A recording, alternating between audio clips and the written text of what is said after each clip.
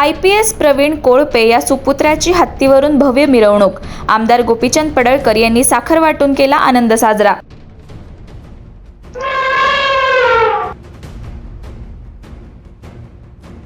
सांगली जिल्ह्यातील आटपाडी तालुक्यात एक अनोखी आणि सध्या सर्वत्र चर्चेत आलेली घटना घडली आहे।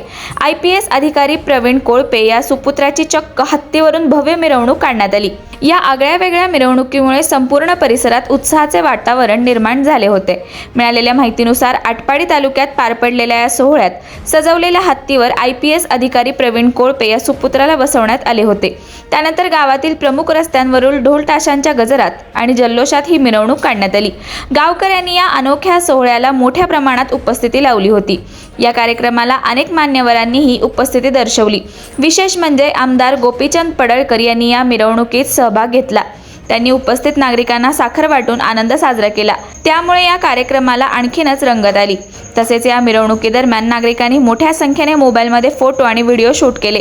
काही वेळातच या सोहळ्याचे व्हिडिओ सोशल मीडियावर व्हायरल होताना दिसत आहेत।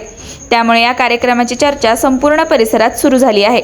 IPS अधिकारी प्रवीण कोळपे या सुपुत्राच्या स्वागतासाठी आणि आनंद व्यक्त करण्यासाठी काढण्यात आलेली ही हत्तीवरील मिरवणूक सध्या आटपाडी तालुक्यात चर्चेचा विषय ठरली आहे।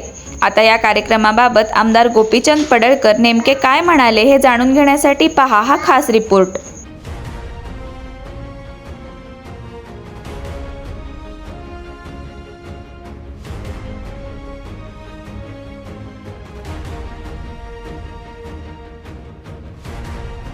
सातत्यानं दुष्काळ पडणारा तालुका आणि विस्थापितांची संख्या पहिल्यापासून जास्त आहे।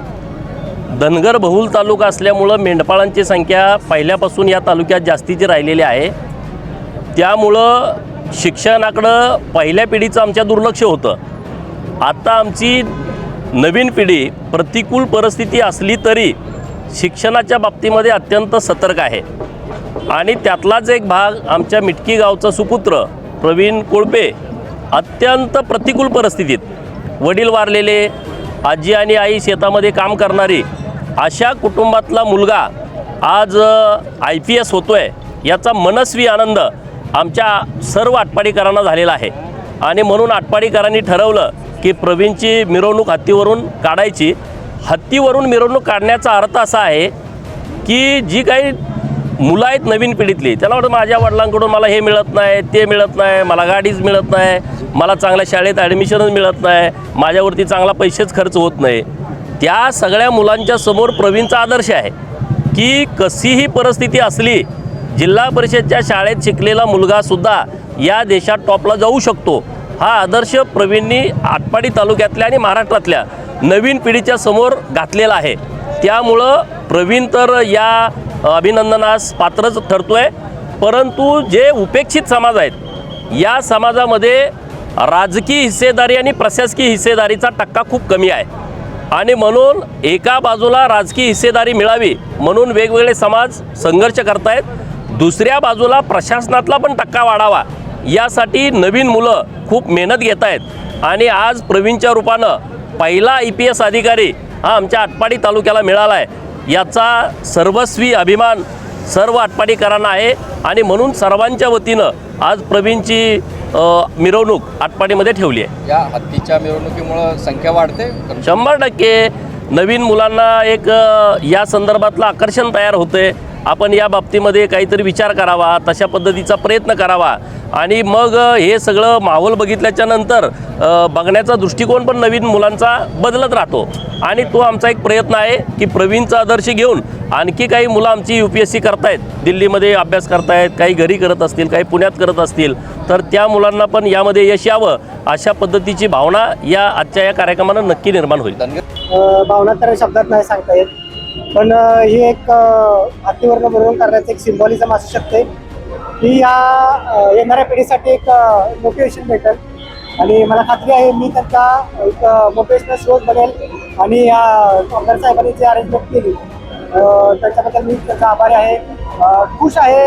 आईला हत्तीवर बसायला भेटलं, त्या मातीचं जिनं कामाचं खूप केलं तिला ते त्याचं यश भेटलेलं आहे आणि मी ते तिला यश देऊ शकलो, त्या खूप समाधानी आहे। याआधी कधी हत्तीवर बसलाय का तुम्ही? पहिल्यांदा हत्तीवर बसला, अनुभव कसा होता?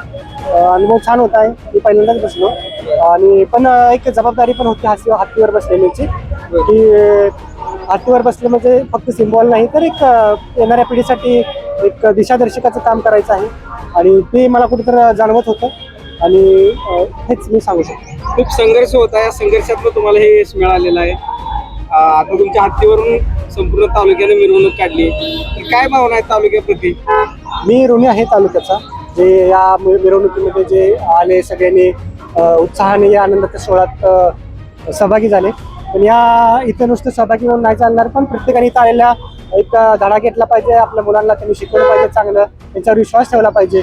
जर मुलगा आउट ऑफ द बॉक्स काय करत असेल तर त्याला त्यांनी पाठिंबा दिला पाहिजे, हेच मी सांगू शकतो. आमदार गोपीचंद पडळकर यांनी तुम्ही अधिकारी झाला म्हणून पेठेतल्या सर्व लोकांना साखर वाटली, याबद्दल काय सांगाल? खूपच एक ॲज अ पॉलिटिकल लीडर त्यांचं काम दिशा देण्याचं आहे आणि त्यांनी हे काम माझ्या वरातीमध्ये हातीवरून काढून साखर वाटली, त्यासाठी त्यांचा मी ऋणी आहे. आणि त्यांनी पण येणाऱ्या पिढीसाठी स्पर्धा परीक्षा, पर्टिक्युलरली स्पर्धा परीक्षामध्ये जे काम करतात, अभ्यास करतात, त्यांच्यासाठी त्यांनी एक फाउंडेशन किंवा एखादी अशी चळवळ उभी करावी, जेणेकरून जसा मला त्रास झाला तसा बाकीच्यांना होऊ नये, त्यांना योग्य ते मार्गदर्शन मिळावं, यासाठी आमदार साहेबांनी प्रयत्न करावेत. हीच स्पर्धा परीक्षा करणाऱ्या युवकांना काय आव्हान कराल? ते की आज तुम्ही हत्तीवरून साखर वाटली, तर भविष्य त्यांचंही उज्ज्वल आहे, काय त्यांना सल्ला द्याल?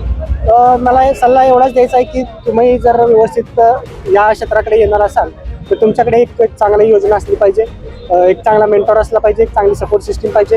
तुम्ही मॅक्सिमम 3 अटेम्प्ट द्या, नंतर तुम्ही प्लॅन बीकडे जावा आणि प्लॅन बी बघत तुम्ही UPSC करू शकता.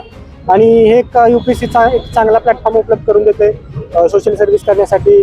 जे गरीब आहेत, जे दलित, बाकीचे सगळे जे समाजातील लोअर घटक आहेत त्यांच्यासाठी काम करण्याची संधी देते. याच्याहून एक कोणतंच मोठं मोटिवेशन नाही.